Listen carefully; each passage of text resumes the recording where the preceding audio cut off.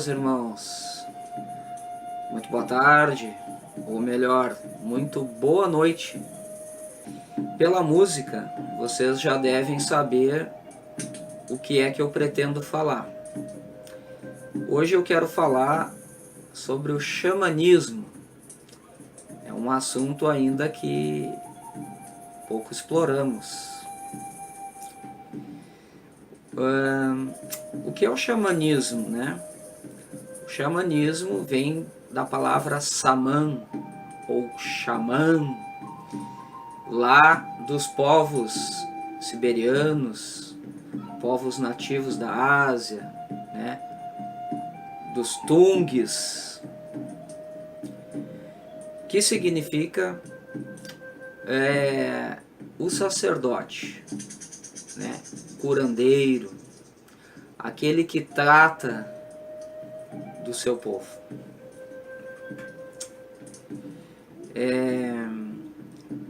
O xamanismo, ele é um ritual onde se usam instrumentos musicais, como o tambor, né? A maraca, aquele de sacudir, né? Ou maracá, como vocês conhecem.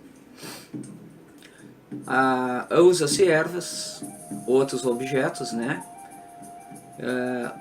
Onde o xamã, né, ele vai entrar em contato com os seus ancestrais, né, os espíritos de ancestrais, a fim de buscar um conhecimento, né, buscar sabedoria, força espiritual para tratar de uma determinada situação, né, seja para uma questão medicinal, né, para uma cura de um enfermo, seja para buscar uma orientação.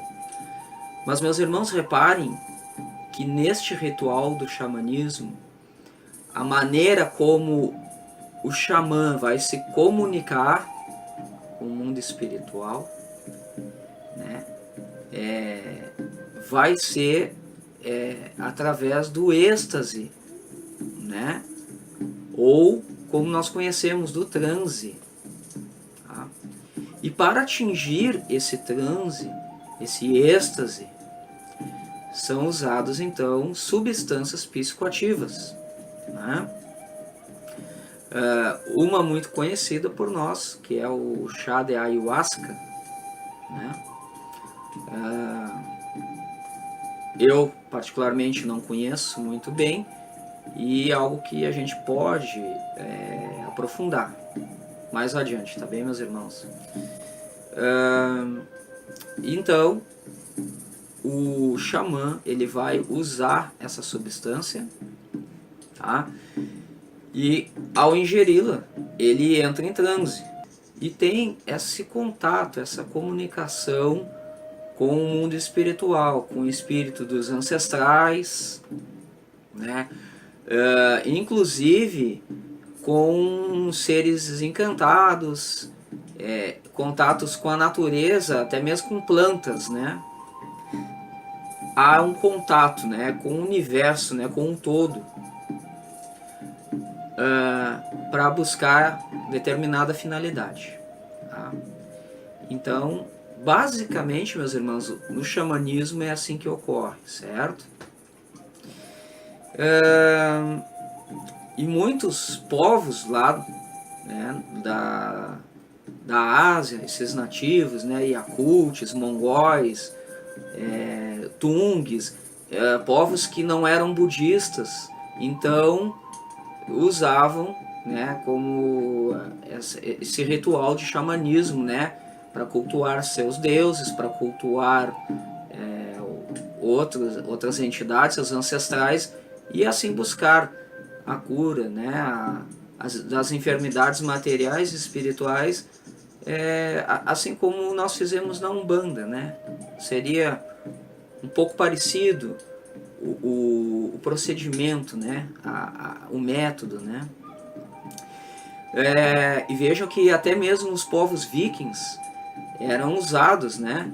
E no caso, as xamãs eram mulheres. Isso é um outro detalhe, né? Depende muito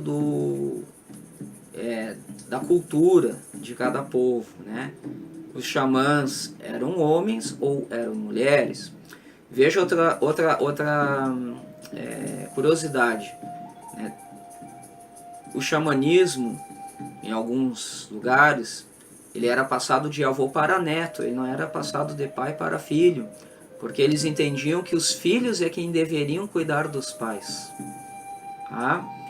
Então, e outras culturas era passado de pai para filho, né? Verbalmente, não tinha nada escrito, assim como várias religiões, né? Como a cabala judaica, como a nossa própria nação, né? Onde não há um estudo teológico, cada tradição é passada verbalmente, né?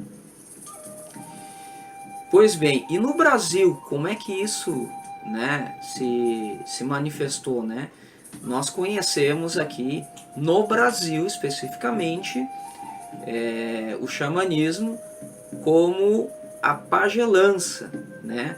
Conforme a figura do pajé, né? Que é uma palavra de origem tupi e que remete, né, a esse significado, né? Do pajé. Tá? E a pagelança é a mesma coisa, é o mesmo procedimento, né? Ele é o representante religioso de uma aldeia indígena, por exemplo, né? E ele é que entra em contato com esses ancestrais, com espíritos de seres iluminados, né? A fim de buscar essas curas, né? Usa-se ervas, usa-se objetos, né? Para potencializar energeticamente o resultado que se quer. Uma magia, na verdade, né? É feita, né? E nessas invocações nós temos elementos como o tambor, nós temos elementos, instrumentos musicais, né? A maraca, o tambor, pode ser usado a flauta, né? O canto, né? O canto. Podemos usar também ervas, né? Objetos, como eu disse, enfim, uma série de instrumentos, né? O fogo, né? O ar, a água, a terra, não é? Tudo que a natureza nos coloca à disposição é usado nesses rituais, além dessas substâncias psicoativas que fazem, né, com que o pajé, né, ele entre naquele transe e entre em contato com esses seres encantados ou ancestrais, né, a fim de praticamente buscar a cura ou tomar decisões, até mesmo tomar decisões, né, auxiliando, orientando o cacique da tribo a tomar decisões. Então, na Umbanda, né, conforme nós vimos, né, os nossos caboclos que vêm lá nos trazer orientações para o chefe da casa, enfim, né, é que a nossa maneira de chegar ao transe não se usa nenhuma substância psicoativa, né, mas no caso específico do xamã, né, do xamanismo, isso é usado também. E por fim, a saudação desses xamãs, do xamanismo, né, Arro, né, A-H-O, Arro, que significa assim seja, né, é uma saudação também, praticamente como dizer namastê, né, que nós já conhecemos aí do meio esotérico, né. Então é isso, meus irmãos, eu vim trazer para vocês nesse vídeo breve, tá? Um pouco sobre o xamanismo, tá? E mais uma coisa, hoje, né, existe também o xamanismo, ou neo-xamanismo, ou xamanismo urbano, tá? Que algumas práticas que não se vai para a mata, né? Se reúnem em locais determinados e fazem essas invocações, essas práticas, né? Várias casas espiritualistas praticam, né, o xamanismo. Basta que vocês pesquisem que vocês vão encontrar, né, essas práticas, né. muito conhecidos também no catimbó, no tambor de mina, na jurema, né? O próprio candomblé de caboclo, né? Que existe, né, meus irmãos. Enfim, o xamanismo é praticado em várias culturas, várias filosofias e várias religiões também, tá bem? E me despeço por aqui. Arro!